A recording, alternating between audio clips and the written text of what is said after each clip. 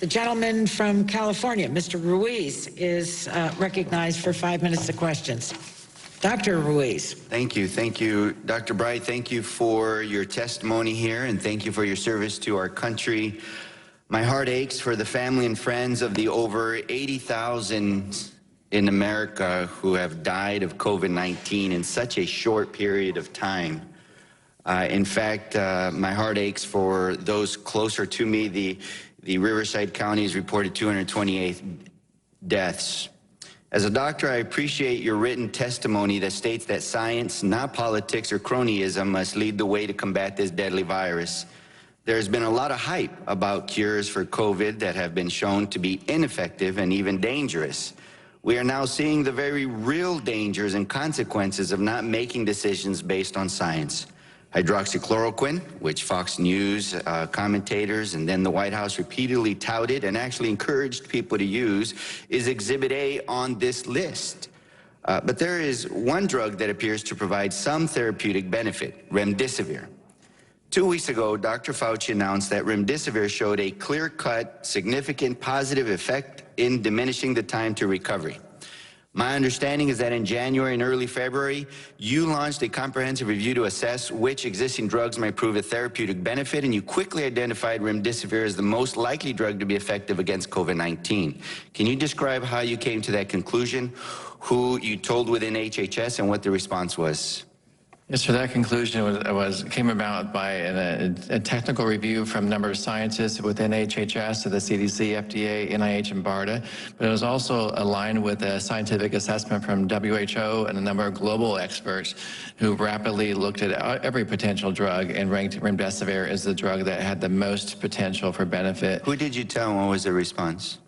We share that information with Dr. Kadlik. We share that information within HHS leadership as well. We had discussions about the actions that could be considered for acquiring the limited supply of remdesivir. So what was the response? And we had discussions about how to ramp up production of more remdesivir in case the randomized controlled clinical study that the NIH was conducting came through with positive. And so you had a discussion, and what was the response? Did anything happen? No decision was made at that time. My understanding is that Peter Navarro, the White House trade advisor, reached out to you on February 7th to seek your counsel. You told him about your top 3 concerns: the shortage of N95 masks, the need for a quote-unquote Manhattan Project to develop vaccines, and securing adequate supplies of remdesivir. Can you tell us if Mr. Navarro agreed with you and what steps you and he took? Mr. Navarro did agree with me on the remdesivir, the N95 mask, and the Vaccine Manhattan Project, and he drafted a memo on February 9th to the White House Chief of Staff and Mick Mulvaney to share with the White House Task Force. The directive for HHS to act on remdesivir occurred on February 10th. What happened next? And did the department promptly procure the needed supplies of remdesivir?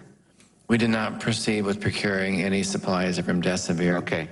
You were removed from your position on April 22nd. By the time you were removed, had the department settled on a plan and procured the remdesivir? No, sir. They were still discussing slide presentations about potential donations of remdesivir at that time. So what you are describing is a gang that couldn't shoot straight, and yet we are in the middle of a pandemic. There is one drug the experts say could make a difference, and in fact has been shown to make a difference, yet the department can't seem to figure out how to acquire it. A week ago, the Washington Post published an article on the rollout of remdesivir, describing it as, quote, confusing, unfair, and marred with incomplete medical information, unquote. Doctors described how they can't obtain the drug and don't understand the process for accessing it. Dr. Benjamin Linas from the Boston Medical Center said, quote, there's no transparency. The process is just a staggering injustice.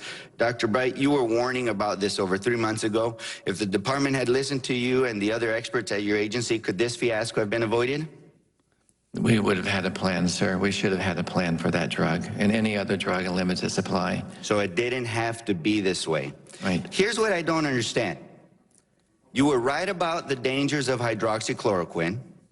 You were right about the benefits of remdesivir. You were right about N95 masks and other critical issues. Yet you got fired from your job while officials who botched the response and ignored your warnings stay in theirs. Not only is this unfair to you, it's completely dangerous to the American people. I yield back my time.